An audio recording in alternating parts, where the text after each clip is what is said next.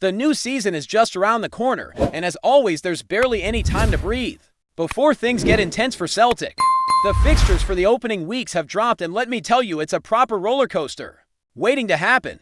We kick things off at home with none other than St. Mirren making the trip to Celtic Park for Flag Day. Now, if you're a regular, you'll know St. Mirren are no strangers to the big occasions at our place. They were the guests for Trophy Day just a month or so ago, and even the season before that as well. It's becoming a bit of a habit seeing them turn up when there's a party atmosphere in the East End of Glasgow. This time around, it's scheduled for a Sunday the 3rd of August with a half-past for kickoff. Yet, I can already hear the moans and groans about the late start. But honestly, are we even surprised any more? Sky Sports seem to have made it their mission to put us on at awkward times. It was the same story last year with Kilmarnock on Flag Day, and if your memory serves you well, we had something similar against Aberdeen in the second season under the previous manager.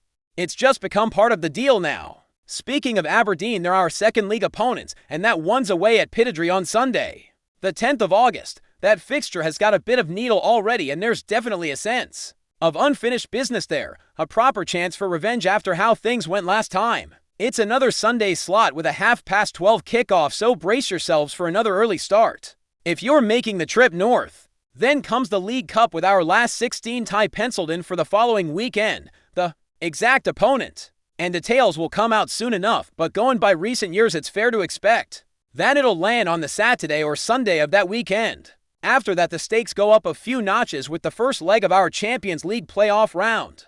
That's always a nervy time of year, and this one will be no different. Financially and in terms of prestige, these two legs are massive for the club. A successful qualification could shape the entire season both on and off the pitch. Once that first leg is out the way, we're back at Celtic Park to face Livingston on Saturday, the 23rd of August, a good opportunity to build some momentum at home before heading into the second leg of the playoff, which, let's be honest, could define our European journey for the next few months. Then, barely catching our breath, it's time for the first derby of the season at Ibrox, scheduled for Sunday the 31st of August.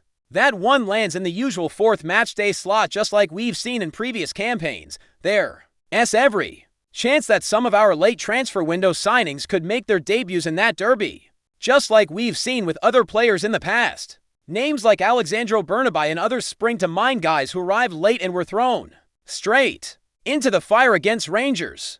It's always a bit of a chaotic time for everyone involved, fans, players, coaching staff. And this year it looks like it'll be no different.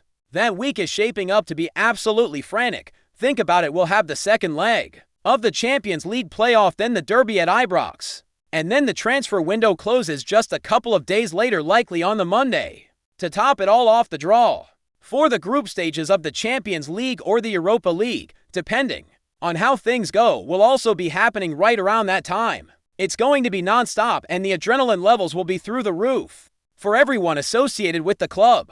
Thankfully, after that wild stretch, there's at least a bit of breathing room. The first international break of the season kicks in, giving the squad a chance to reset and recharge, although let's be honest, most of us just end up missing club football during those breaks. September, October, November. 3 international breaks crammed into the early months of the season. It's a bit of a pain, but it's the same for everyone, so we just get on with it. Once we return from that first break, it's Kilmarnock away, though there's every chance that match will get shifted for TV coverage, meaning it probably won't stay in the traditional 3 o'clock slot. Then we host Hibs at Celtic Park on the 27th of September, another fixture that will surely draw a decent crowd. If you're wondering why there seem to be big gaps between some of these games, the reason is simple: the League Cup schedule. Both the last 16 and the quarter-final rounds are being squeezed into weekends in the early part of the season. It's something the SPFL's been doing for a few years, now trying to make space in the midweeks later on by clearing the early rounds on weekends. Looking over the fixture list, the thing that jumps out straight away is that there's no real room for easing into the season. In some years gone by, when we weren't dealing with Champions League qualifiers, it felt like we could use the first few league matches to find our rhythm, let players settle in, and build momentum gradually. This time that luxury is gone. It's straight into competitive action, and there's no margin for error. Aberdeen away in the second game of the league is going to be a real test. Pittodrie is never an easy place to go, and they'll be up for it, especially given the history between the two clubs. Then, of course, Ibrox looms large at the end of August. Add to that the two legs of the Champions League playoff and it's clear that August is going to set the tone for the entire campaign. There's pressure from all sides. League points, European qualification derby, bragging rights. And the squad needs to be ready to handle it all, but despite the challenges there's a sense of optimism around the place. The squad looks hungry, the summer recruitment seems to be progressing well, and Brendan Rodgers will no doubt have the players fired up for what's ahead. The fans as always will be there in numbers home and away, making their voices heard and pushing the team on. And speaking of the squad, let's talk transfers. One deal that's already over the line is Ross Doohan. The club has confirmed his signing on a 3-year contract. And while it's not a headline-grabbing move, it's a smart bit of business for depth in the goalkeeping department. It's a strange situation for Doohan though. He probably knows full well that barring some kind of injury crisis, he's unlikely to play many, if any, competitive minutes this season. But then again, there are worse jobs in football than being the third-choice keeper at Celtic. Just ask Scott Bain. With Doohan's arrival, the conversation naturally turns to squad registration for European competitions. By my count, we're now up to 5 club-trained homegrown players: Callum McGregor, James Forrest, Anthony Ralston, Kieran Tierney, and now Ross Doohan. And yes, before you shout at your screen, I haven't forgotten about Stephen Welch. He's still in the mix as well, although there's a feeling that he might not be around for much longer. After his loan spell away, it's hard to see him settling back into a squad role with limited game time on the horizon. But then again, given the homegrown player rules, the club might decide to keep him around just to meet the quota. That brings us nicely to the wider registration rules. In European competitions, you need 8 homegrown players for trained by the club and for trained elsewhere in the same association. At the moment, Celtic are fine on the club-trained front, especially if Welch stays. But in terms of association-trained players, that is guys who spent at least 3 years with a Scottish club between the ages of 15 and 21. We've lost a couple of key names like Scott Bain and Greg Taylor. That really just leaves Luke McCowan as an obvious candidate now. In total, if you include Welch, we're sitting at 7 homegrown players. So maybe there's still a bit of work to be done to hit that magic number of 8, but to be honest, this whole quota thing often feels a bit overblown. Worst case scenario, if we fall short by 1 or 2 players, it just means our European squad size gets trimmed accordingly. Instead of naming a full squad of 25, we go with 23 or 24. It's not ideal, but it's hardly a disaster. And let's not forget, for the Bayern Munich tie a couple of years ago, we only registered 23 players. Anyway, of course fans are far more interested in who's coming in next. One name that's all but confirmed is Benjamin Nygren, or as some of you have started calling him, Benji. The deal looks set with all the major details sorted: a 4-year contract running until June 2020 with an option for an extra year. The reported fee is around 1.5 million euros, which feels like a real bargain in today's market. The final announcement should be coming soon, but with Fabrizio Romano giving it the classic "here we go" treatment, it's as good as done. Nygren's signing shows that Celtic are being proactive this window, and that's been a breath of fresh air for a lot of supporters who felt last summer dragged on far too long. And there's more. The club's interest in Japanese players seems to be back on the agenda. For a while, it felt like Brendan Rodgers wasn't too keen on dipping back into that market, but the rumors this summer suggest otherwise. We've been linked with a few names recently, including left-back Kaisei Ishii, who's currently playing in Sweden, and center-back Hayato Arakawa from the J1 League. But the latest and perhaps most exciting link is with Shin Yamada, 25-year-old striker currently with Kawasaki Frontal. Now, if that club sounds familiar, it's because it's the same team we signed Rio Hadid from, and also where Koru Maitoma, now at Brighton, played before making the move to Europe. Yamada had a sensational season last year, bagging 19 league goals and finishing among the top scorers in Japan. This year his numbers have dipped a bit, just to league goals and 6 in all competitions so far, but the potential is clearly there. Watching his highlights, you get a real sense of a classic poacher.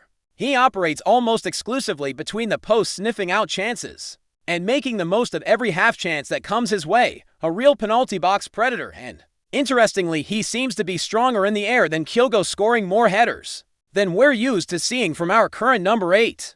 The reports coming out of Japan and Scotland suggest that Celtic scouts have watched Yamada live, though as always that doesn't necessarily mean a deal is imminent. Still, the fact that the club is looking in that direction again is significant. after going for consecutive transfer windows without signing anyone from Japan. The renewed focus hints at a slight shift in strategy. Maybe this is Paul Tisdale's influence starting to show. After all, a lot of fans were complaining about the lack of urgency in previous windows, but so far this summer things have felt a bit sharper. We're seeing multiple deals progressing at the same time, and there's a clear intention to strengthen early rather than waiting until the last minute. It's true not every signing will be a guaranteed starter, and that's just the reality of modern football. But bringing in players like Benji, bolstering the homegrown quota with Duhon, and being active in the Japanese market again, all of that points towards a more dynamic and responsive recruitment team. If the momentum continues, there's every chance we could end this window with 6 or 7 new faces through the door. By my count, with Duhon, Tierney, and Su Nigren all done or nearly done, plus Osman looking close, we're already at 4. Add in one Orta from Japan and maybe another defensive reinforcement, and suddenly that number starts to climb quickly. Before we proceed, subscribe to our channel and enable notifications to receive all exclusive news about Celtic FC. Don't miss any details about your favorite team. It's extremely important for Celtic FC fans.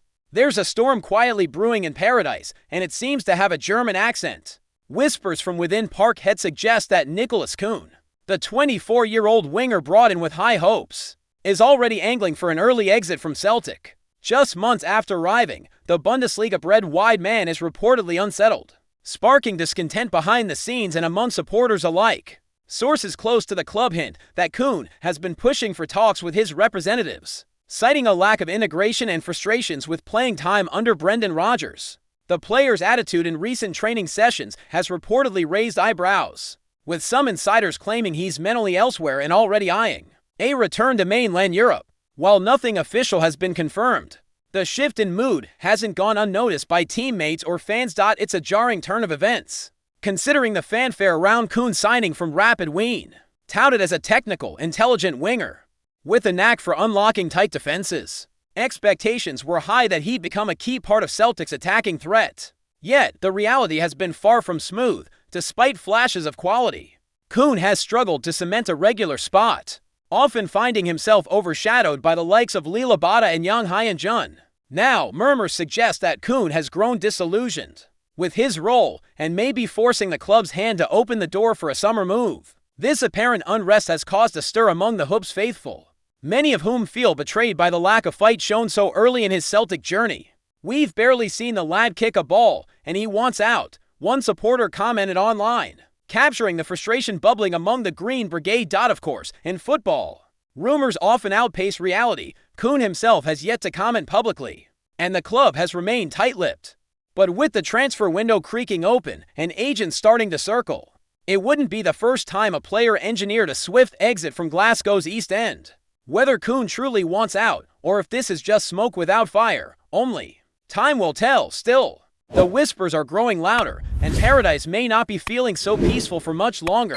Hello, fan, don't forget to like and subscribe to the channel, as it means a lot to Celtic FC. Also, share your opinion about the news in the comments below. See you in the next video.